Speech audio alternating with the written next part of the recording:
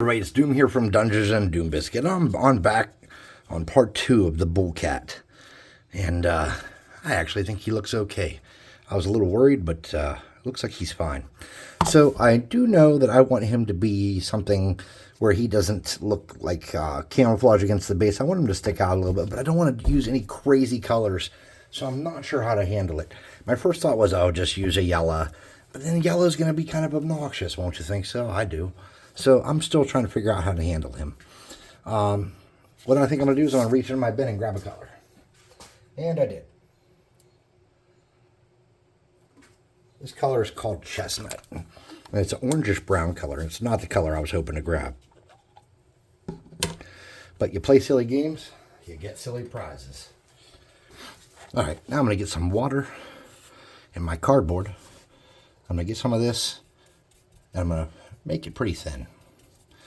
And I'm going to kind of do a coat over them. It's okay if we get a little bit of this on the ground.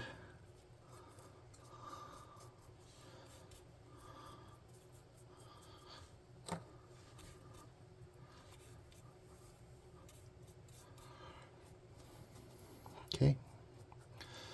And we just want to kind of evenly coat them with it. And it doesn't have to be perfect. It never does. So, calling into question my painting skills. If you've been watching the channel for a while, you'll notice that I can actually paint miniatures and look them pretty decent. Make them look pretty decent.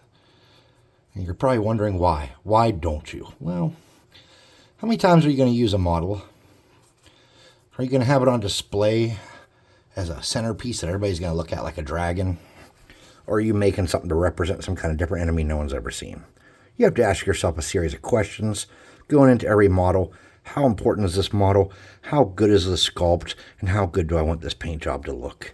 And that's really where it comes down to a personal preference and how much is my time worth?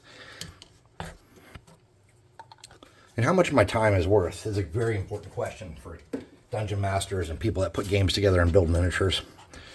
It's a very important question.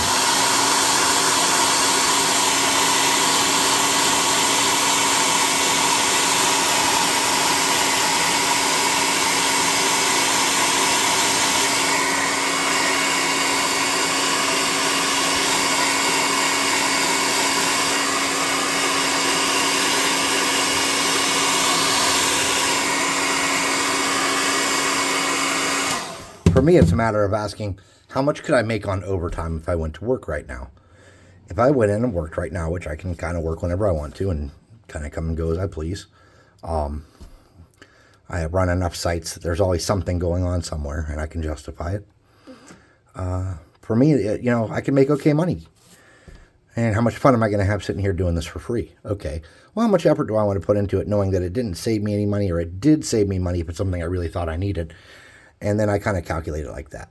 And we all have to kind of pick our own way to determine what's what with that. I'm going to get a light yellow, or light orange now. This color is called apricot. And I'm going to get my apricot here. Or maybe you say apricot.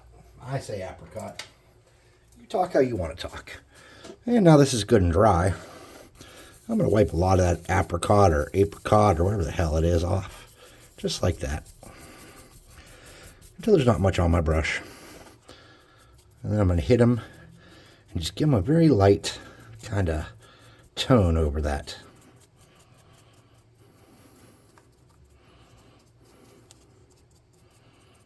And let's see how that looks. Interesting to say the least. Dare I say okay.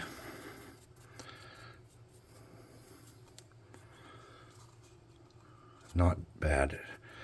And not far from the color I was aiming for. Though I do want to lighten this up just a tiny bit more. Just a tiny bit more. And to do that, I'm going to get a yellow. This is called Golden Sunset. I'm going to get a tiny dab of that.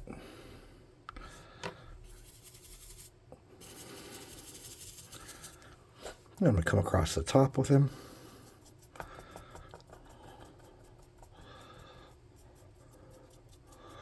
And a little bit across his haunches and stuff. His shoulders and haunches. And I'm going to call that victory there. For my last trick, I'm going to get a little bit of this khaki. I'm going to dip it on there. I'm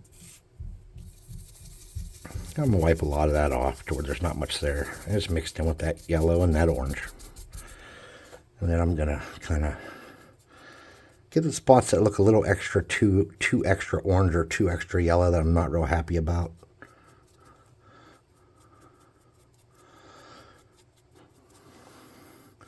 And just kind of kill that saturation a little bit.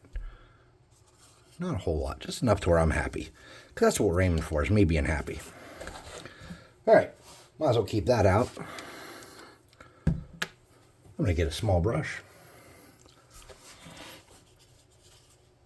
I'm going to do the teeth.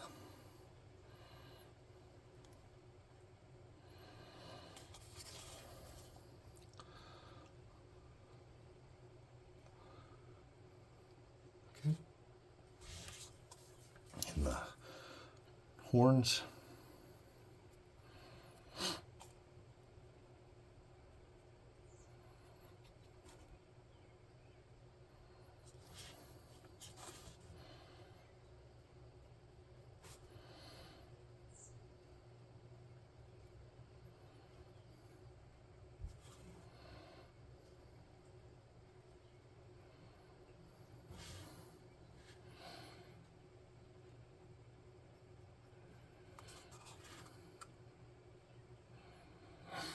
You know how everybody in the family has that one person you can't tell secrets to? Well, I have two in my family, and I know who they are. However, there are people in my family who don't know who they are. And I get to hear every little secret that they didn't want me told. And even if I say, hey, that's not really my business, maybe you shouldn't tell me, well, they continue on. And that's kind of funny. Until a secret about you comes back. And you're not even sure how that first person found out about it, but you find out that's where they heard it from. And then you got to wonder, is there a third person in my family that you can't tell anything to?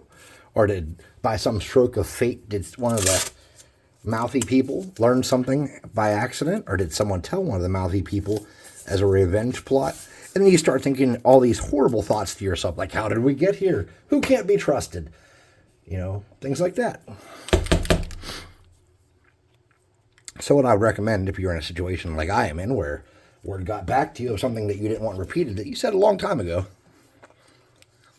like maybe as far back as 2007, to reevaluate your circle of trust. Don't point fingers and get mad now. That won't change anything. But definitely reevaluate your circle of trust. That is my recommendation in such a situation. A lot of time getting angry won't really fix much. Especially once the damage is done. That ship's sailed. You got to kind of dig and live. That's how it is there. Dig and live. It's over. Someone's here. I hope they're not coming to visit me, because I don't want any visitors. I want to get this video, and I have a Minecraft server up, a realm for Java Edition. And I want to play that with my little boys. Oh, they're in bed, but I want to work on getting them iron sets while they're asleep, so when I come home from my job tomorrow,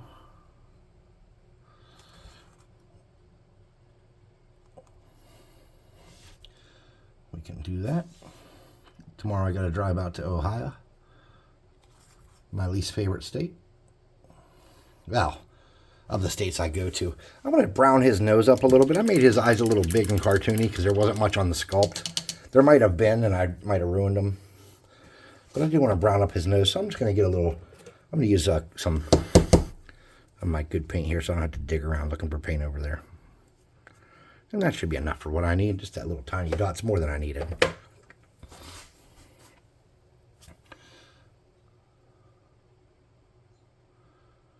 Just brown that nose up a little bit.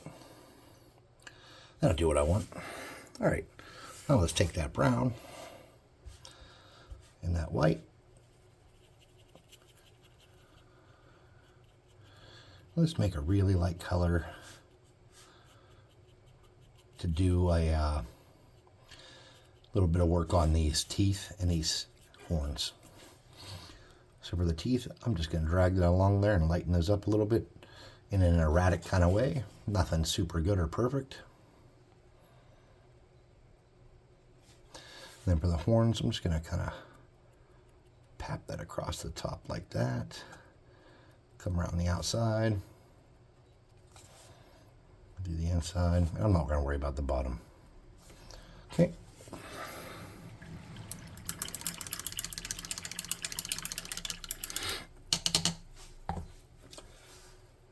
So it's like an auroch and a saber-toothed bred.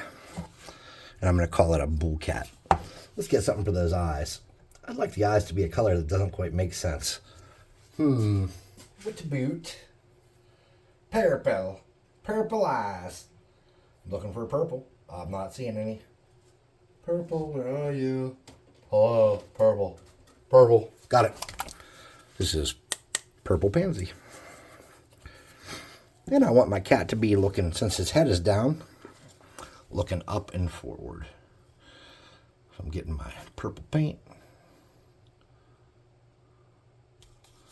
And I'm making his eyes up and forward, just like that.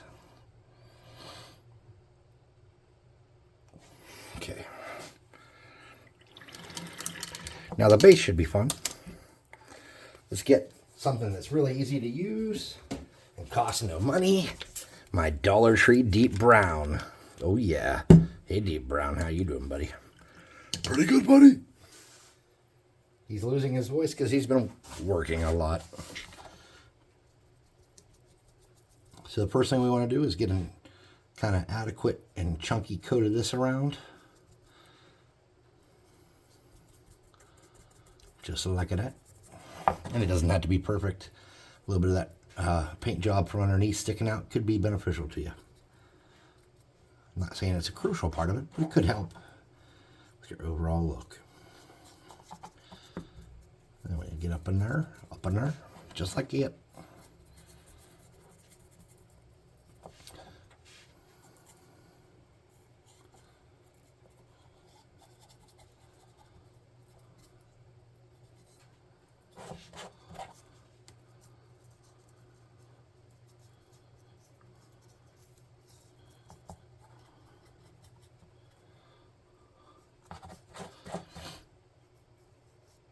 Okay.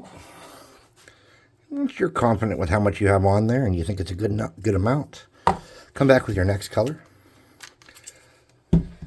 For my next color, I'm lazy, so I'm going to get some khaki. I'm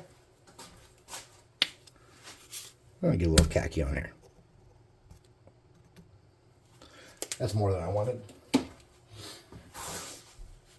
going to get my brush full of that and a little bit of that khaki.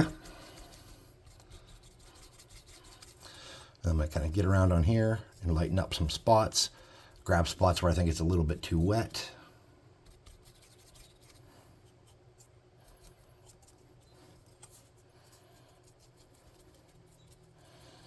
And move some paint around.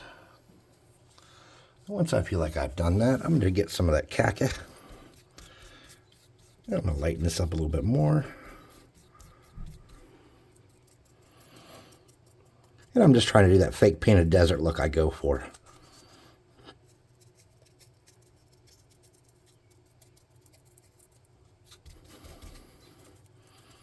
Okay. Something like that. And last but not least, let's wipe a lot of that out of there and get more of just the khaki. Kind of touch that around in some spots.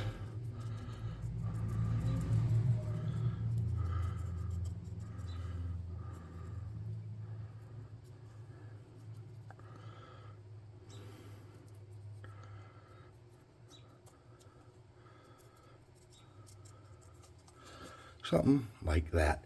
So he sticks out as not exactly camouflage to the base, but you can tell that he's supposed to be kind of hard to see in his environment.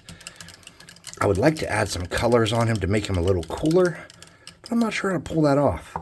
What can I do to make him look a little cooler? Probably nothing. Well, I'm going to call that a win because it's not a loss for damn sure. Let's air gun him a little bit. Woo! That adds like extra seconds to the video if you didn't know. The hot air gunning at the end.